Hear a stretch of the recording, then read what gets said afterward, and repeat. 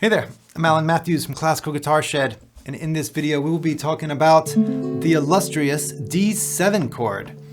We'll talk all about it, how to practice it, how to switch it between other common chords, common mistakes people make with it, all these things. If you enjoy this, please subscribe to this channel. Be sure to click the bell for notifications. All right, the D7. First off, let's take a look at this grid over here.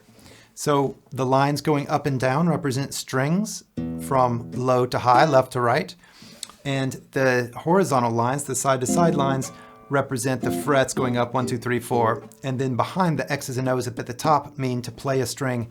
Either don't play it with the X or play it with no fingers on for the O. So if we look at this one, then we can look at, we have an X for that low string, we have an X for the next string, the fifth string, then we have an open fourth string. From there we get dots, and these dots mean play our fingers, and the finger numbers are in those dots. So the second finger on the second fret of the third string, first finger on the first fret of the second string, and the third finger on the second fret of the first string. So here we have this beautiful D7 chord.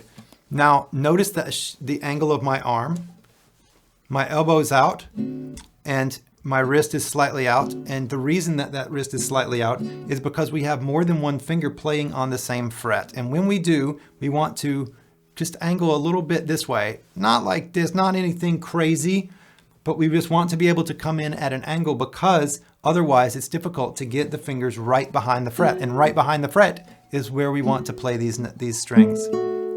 And so right behind, that's going to take the least amount of muscle. It's going to take the least amount of pressure to get that string to ring out really nice and clearly. So with this D7, to remember this, I think of the D chord and the D7 chord as triangles. So if you can look at that as a triangle shape, and the D7 points that way. So we have 2, 1, 2. The D chord points the other way. We have 2, 3, 2. So this is how I remember this and how I think about this chord is kind of just as the shape of a triangle. And we play just the 4 strings without playing the other strings. If we accidentally play that 5th string, it won't be the end of the world. If we play the E string, well, it still won't be the end of the world, but it's very ugly. So don't play that. Don't play all the strings. Instead, just those 4. So as you're playing these, couple of things to watch out for. First off, keep a lot of space in your hand. Keep a nice C shape in your hand. So I'm just going to do this. I'm going to freeze this position. I'm going to bring it off. And if you look at that, it's a nice C shape in the hand like that. And so none of the fingers are super compressed like this, and they're not super extended like this. So there's no straight fingers. There's no completely curved fingers. They're all in the mid-range of their movement. And so that's a good thing to look for. If you ever have anything that's really tightly compressed, well then that's probably not the best. And same thing if it's completely straight, well then that's going to limit options as well. Sometimes we have to, like with bar chords, they are straight, but in general, we try to keep the fingers curved and in the mid-range of their movement. So as we play this then, we don't want to glue the side of the hand onto the guitar like this. We want to keep some space there, because that's going to just lock us down and create more tension than is needed. Same thing, we don't want to press any of this part of the hand or this onto the back of the guitar. So it's not this, we're not grabbing it, the thumb isn't way up here and doing this.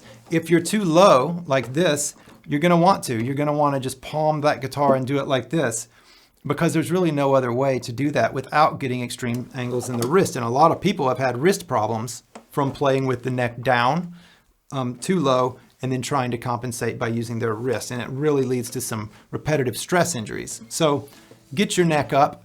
Even if it's just a little bit, you want that thing just north of level. I like a nice steep angle with this tuning peg about at eye level, because it's easy to get underneath the fretboard. And so that way it's easy to make big stretches. It's easy to move from one place to the next. It's a nice way to play. So with that then, as you practice this, one of the things you can do is touch the strings lightly, right behind the frets, right as you want to. Think about your wrist angle and all of this everything that you're looking at. Your thumb is touching on the pad, not the tip of the back of the guitar. And so you have all these, and then you just touch and then release, and then touch and release, and then touch and release.